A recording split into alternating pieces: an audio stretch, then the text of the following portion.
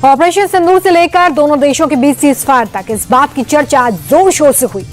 वो था अमेरिका के प्रेसिडेंट का मध्यस्थता वाला दावा, जिसे लेकर विदेश सचिव विक्रम मिस्री ने पूरी पिक्चर साफ कर दी। उन्होंने बताया कि प्रधानमंत्री और ट्रंप के बीच में इस मामले पर डिस्कशन हुआ है। हालांकि कांग्रेस नेता जयराम रमेश फिर भी सरकार के दावे पर सवाल उठाते नजर आए। खबर आई है कि प्रधानमंत्री और राष्ट्रपति ट्रंप के बीच में 35 मिनट का एक फोन कॉल हुआ है।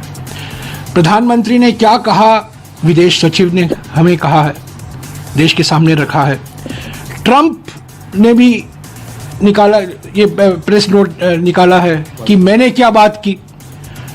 जो राष्ट्रपति ट्रंप के नोट में है और जो हमारे विदेश सचिव के नोट में है, यानी कि जो राष्ट्रपति ट्रंप कहते हैं कि ये बातचीत हुई और जो प्रधानमंत्री हमें कहा जाता है कि प्रधानमंत्री ने यह बात की, ये जमीन आसमान का फर्क है। तो हम चाहते हैं, देखिए प्रधानमंत्री जी, आपने राष्ट्रपति ट्रंप से बात की और आप कह रहे हैं मैंने ये कहा, वो कहा, वो कहा। आप एक सर्वदलीय बैठक क्यों नहीं बुलाते? आपने देखा कि कैसे जयराम रमेश ने अपने दावे को जस्टिफाई करने के लिए एक स्क्रीनशॉट को दिखाया। हालांकि कुछ ही देर बाद उनके इस दावे की पोल खुल गई। पता चला कि व्हाइट हाउस के जिस स्टेटमेंट को लेकर कांग्रेस मोदी को घेर रही थी, वो 6 महीने पुराना था।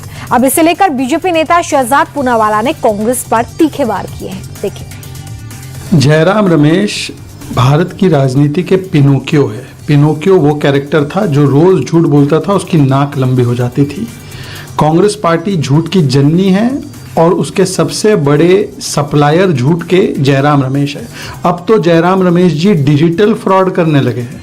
बताइए, जब विक्रम मिश्री जी के बयान पर वो बात कर रहे थे तो बता रहे थे कि वॉशिंगटन ने, मतलब कि व्हाइट हाउस ने एक प्रेस नोट जारी किया है ट्रंप जी की बातों पर, और ट्रंप जी की जो बातें बताई जा रही है और उसमें बहुत अंतर है। और जो स्क्रीनशॉट उन्होंने प्रेस नोट का बताया, वो प्रेस नोट आज की नहीं है, 27 जनवरी की है। क्योंकि अभी तक जब हम ये बात कर रहे हैं तब तक कोई ऑफिशियल स्टेटमेंट व्हाइट हाउस का नहीं आया है। लेकिन शिवसेना यूबीटी के नेता संजय राउत अलग बात कर रहे हैं। संजय राउत ने कहा कि विदेश सचिव की बात पर कौन यकीन करता है। विदेश सचिव तो वही बोलेंगे जो सरकार उनसे बुलवाएगी, और इसलिए जब तक ट्रंप या व्हाइट हाउस की तरफ से इस फोन कॉल को लेकर कोई डिटेल नहीं दी जाएगी, तब तक असलियत पता नहीं लगने वाली है।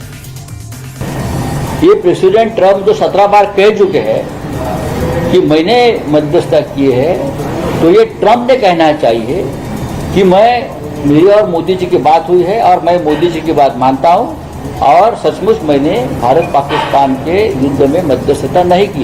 ये उसने कहना चाहिए। ये जो मोदी जी के भगतगण हैं, उसने नहीं कहना चाहिए। इधर आरजेडी के सांसद मनोज कुमार झा ने भी कहा कि अगर ट्रंप 15 बार कैमरे पर आकर मध्यस्थता की बात कह सकते हैं, तो प्रधानमंत्री नरेंद्र मोदी एक बार अपने मुंह से क्यों नहीं कह देते कि सीज़फायर में अमेरिका का कोई रोल नहीं था। 14-15 बयान लगातार दे चुके हैं डोनाल्ड ट्रंप। आज भी एक तरफ मिस्री साहब ने वीडियो रिलीज किया और मैं व्हाइट हाउस की ब्रीफिंग देख रहा हूं। दोनों में तालमेल का अभाव है, दोनों में सामंजस्य का अभाव है। और इसलिए जब बार बार कहते हैं ना, और हम सब लोग कहते हैं कि संसद होनी चाहिए फौरी तौर पर। सरकार आज आपकी है, कल आपकी नहीं होगी, लेकिन देश का एक स्वर कम्युनिकेट हो अमेरिकन प्रेसिडेंट को।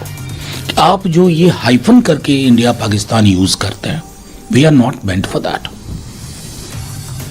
विपक्ष के आरोपों का जवाब देने के लिए केंद्रीय मंत्री हरदीप सिंह पुरी सामने आए। इस दौरान उन्होंने कहा कि सिर्फ जयराम रमेश ही नहीं, बल्कि कांग्रेस के सारे नेताओं को झूठ बोलने की आदत है।